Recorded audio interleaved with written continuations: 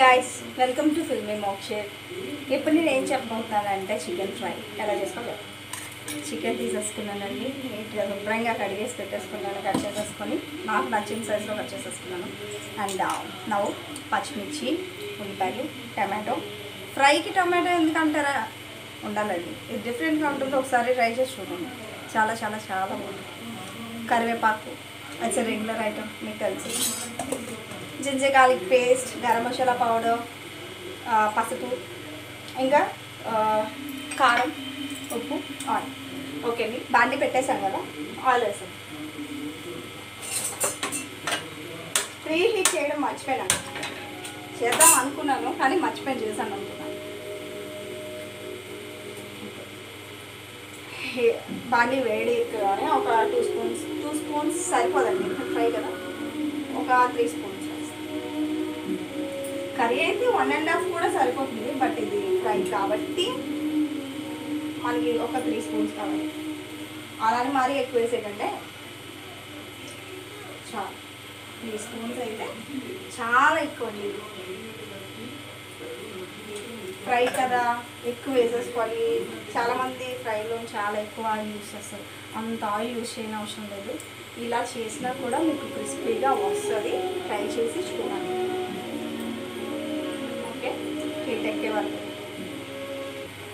Pan heat అయిపోయిందండి. ఇప్పుడు first ఏం చేస్తా అంటే మనం కరివేపాకు వేస్తాం, దాని తర్వాత పచ్చిమిర్చి. ఇది రెగ్యులర్ అండి. ఇంకా ఈ ఆనియన్, పచ్చిమిర్చి, కరివేపాకు 3 వేయాల్సిన కాంబినేషన్ ఏమైనా వచ్చిందంటే ఫస్ట్ మాత్రం కరివేపాకు వేసుకుంటాం, దాని తర్వాతే పచ్చిమిర్చి, దాని తర్వాతే ఉల్లిపాయలు వేసుకుంటాం. ఓకేనా అండి? ఉల్లిపాయలు ఎందుకు ఇంత ఎక్కువ వేస్తున్నాను అంటారా? ఫ్రైలోకి ఇంత ఉల్లిపాయలు అవసరమా అని మీరు అనుకోవచ్చు, కానీ మనకి కొంచెం ఏంటంటే కలుపుకోవడానికి కూడా బాగుంటాయి. కొన్ని ఫ్రైస్ చేసుకోలేదు, బాగుంది టేస్ట్ ఎక్కడి మీద వస్తుంది, కలుపుకోవడానికి ఆ కంటెంట్ ఎక్కడి మీద వస్తుంది అంటే అది ఆనియన్స్ మీద వస్తుంది అన్నమాట. ఆనియన్స్, టమాటో వస్తుంది. సో అందువల్లే కొంచెం ఎక్కువ ఉల్లిపాయలు వేసుకున్నాను. అవి కొంచెం వేగే వరకు వేయించండి. ఓకే అండి, ఆనియన్స్ ఫ్రై అయిపోయి ఇప్పుడు మనం చికెన్ కూడా వేసేసుకుంటున్నామండి.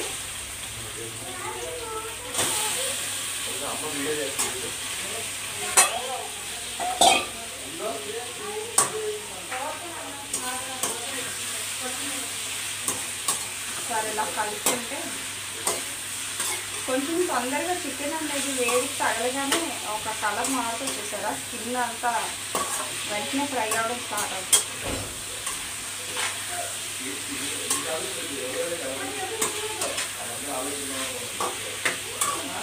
ఇందులో ఎప్పుడు సాల్ట్ ముందుగానే వేసుకుంటే బెటర్ అండి. సాల్ట్ ముందుగా వేసుకుంటే ఏమవుతుందంటే కొంచెం అది మొక్క స్మూత్గా అనిపిస్తుంది మీకు. దానికోసం సాల్ట్ ఎప్పుడు ఇది ఫ్రై అవుతున్నప్పుడే వేసేసుకోవాలి.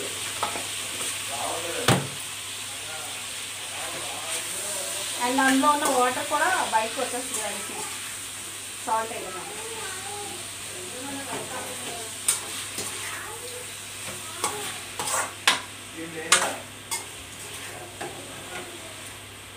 ఇలా చేసాం కదా, ఒక ప్లేట్ పెట్టేసుకొని ఒక 5 మినిట్స్ అలా వదిలేద్దామండి.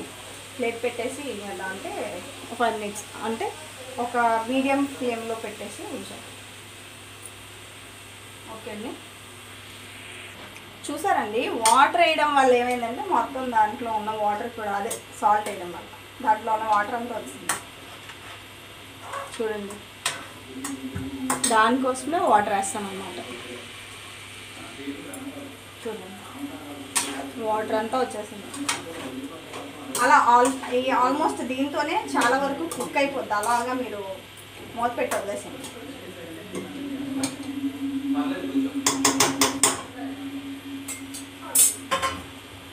జింజర్ గార్లిక్ పేస్ట్ వేసేసి మూత పెట్టేసి వదిలేస్తే అది ఏమవుతుందంటే బాగా ఫ్రై అయిపోతుంది. మొక్క అనేది సాఫ్ట్గా ఉంటుంది.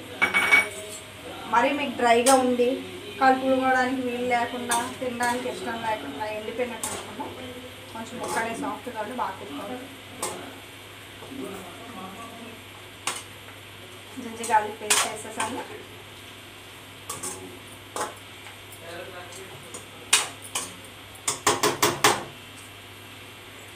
పెట్టేసుకున్నాం.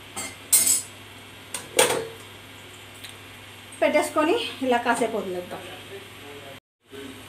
చూడండి ఇందులో కొంచెం సాల్ట్ కూడా వేసుకున్నాం, అదే పసుపు, సారీ.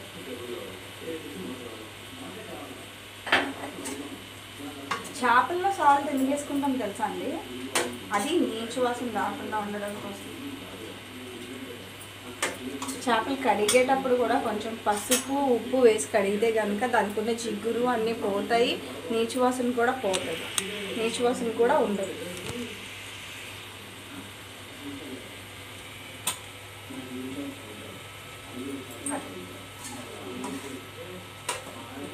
ఇలా కలుపుకుంటా హై ఫ్లేమ్ పెట్టేసుకున్నాను. ఇంకా ఆల్మోస్ట్ అయిపోయినట్టే.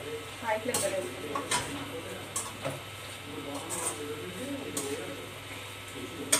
కారం వేసేసుకున్నాను, గరం మసాలా, కారం రెండు వేసేసుకున్నాను.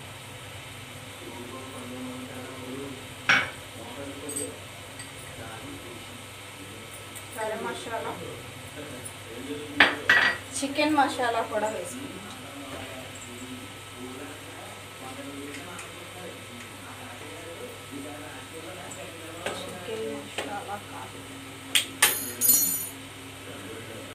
అన్నీ వేసుకున్నాం కదండి, ఇలా కలుపుకుంటాం.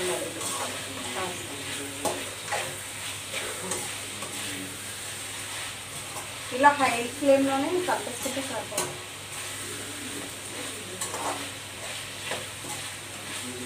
ఇప్పుడు మీరు చేసిన దానివల్ల క్రిస్పీనెస్ అనేది వస్తుంది. సో జాగ్రత్తగా చూడండి. అలా ఒక 2 మినిట్స్కి ఒకసారి కలుపుతూ ఉండండి. ఇలా ఫ్రై అయిన తర్వాత టమాటో ముక్కలు కూడా వేసేస్తాం.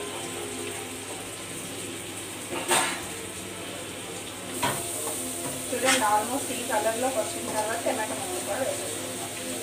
వేసుకొని ఫ్రై చేస్తాం.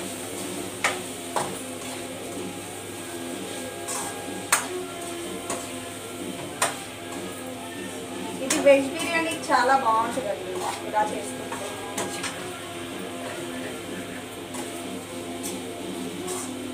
నెక్స్ట్ అండి చికెన్ బిర్యానీ చేస్తాం. ఎప్పుడు డైలీ రొటీన్ అయితే బాగుంటుంది కదా, ఉంటుంది కాబట్టి అప్పుడు కొంచెం సిమ్లో పెట్టేసుకున్నాం, లేదంటే అడుగు పట్టేస్తుందండి. ఇప్పుడు సిమ్లో ఆ టమాటో మొత్తం ముక్క ఏంటంటే ఈ ముక్కల మధ్యలో నుండి వచ్చిన వేడికి ఆ టమాటో మొత్తం ఉడికిపోతుంది, బాగా దగ్గరికి మగ్గిపోతుంది. సో ఒక 5 మినిట్స్ తర్వాత మనం ఇది దించేయచ్చు. చక్కగా కొత్తిమీర పైన జల్లేసుకొని సర్వ్ చేసేసుకోవచ్చు. సో చూడండి ముక్క కూర ఎలా ఉంటుందంటే ఇంకెందుకు ఇంకొక 2 మినిట్స్ 3 మినిట్స్లో అయిపోతుంది. మీకు చూపించి అప్పుడు చెప్తాను. కొత్తిమీర వేసేసుకున్నామండి, కొంచెం కట్ చేసేసి స్మూత్గా సాఫ్ట్గా ఉందండి. క్రిస్పీనెస్ కూడా ఉంటుంది, అంటే ఫుల్ క్రిస్ప్ ఉంటుంది, లైట్ క్రిస్ప్ ఉంటుంది, బట్ చాలా బాగుంటుంది. ఇక్కడ ఇంకా టేస్ట్ చేసేద్దాం. చిన్న ముక్కలు దొరకట్లేదు. ముక్క ఇలా కట్ చేయగానే కట్ అయిందంటే అండి అది స్మూత్గా ఉంది అని అంటే. చూడండి టేస్ట్ చేసేద్దాం.